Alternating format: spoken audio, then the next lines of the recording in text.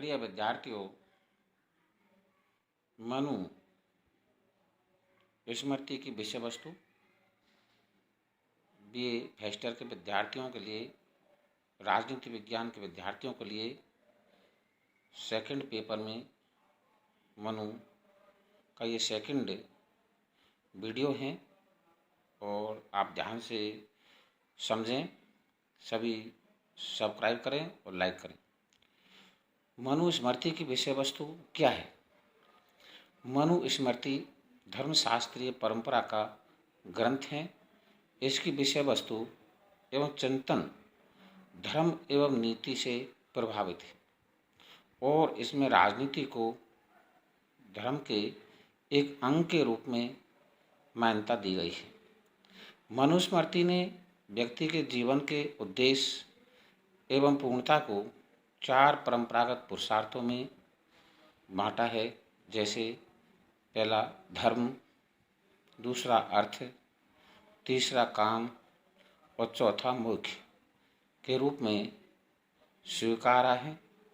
मनु की दृष्टि से संपूर्ण सामाजिक राजनीतिक व्यवस्था इन 4 पुरुषार्थों की प्राप्ति का साधन है।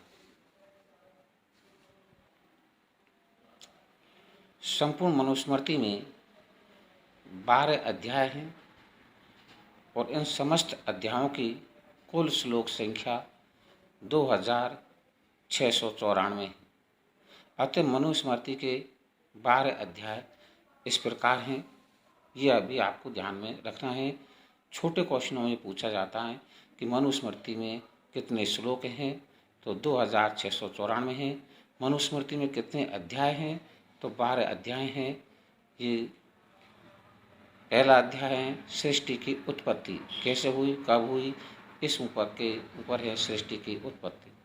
दूसरा जाति संस्कार विधि पर मनु चर्चा करते हैं। तीसरा पंच महायज्ञ नित्य श्रद्धा विधि। चौथा गृहस्थ आश्रम के नियम। पांचवा भक्ष्य पदार्थ संबंधी विचार। छठा वानप्रस्थ एवं संन्यास आश्रम पर विचार। सातवां व्यवहार, इसको मुकदमा कहते हैं, का निर्णय कर व्यवस्था राजधर्म का निवारण। आठवां साक्ष्यों यानी गवाहों से प्रश्न विधि। नौवां स्त्री पुरुष का धर्म और परिवार में संपत्ति विभाजन। 10वां आपातकाल के कर्तव्य व धर्म। 11वां पाप से मुक्ति हेतु प्रायश्चित विधान और 12वां है मोक्ष पद की प्राप्ति हेतु आवश्यक आत्मज्ञान।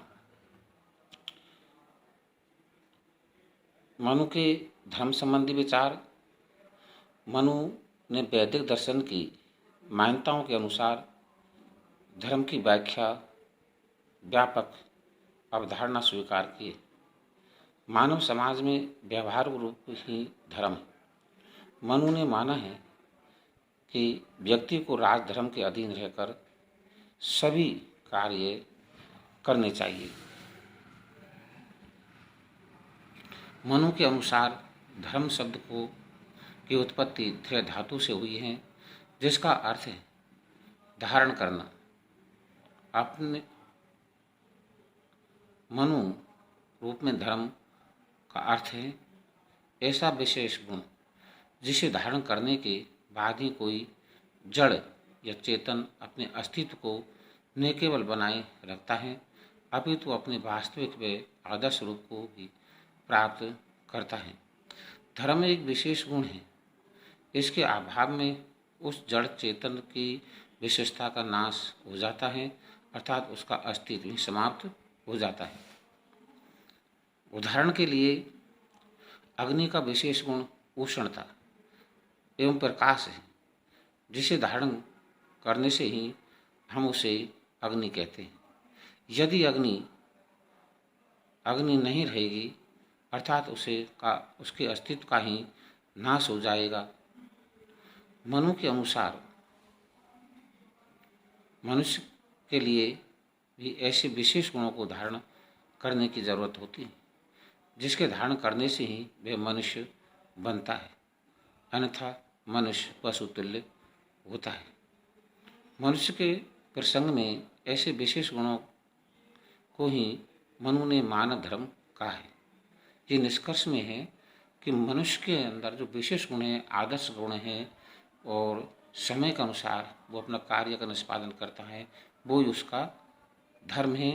मनुष्य के समान ही समुदायों का भी धर्म होता है, जिसे धारण करके ही कोई समुदाय या संस्था अपने अस्तित्व को प्राप्त करती है।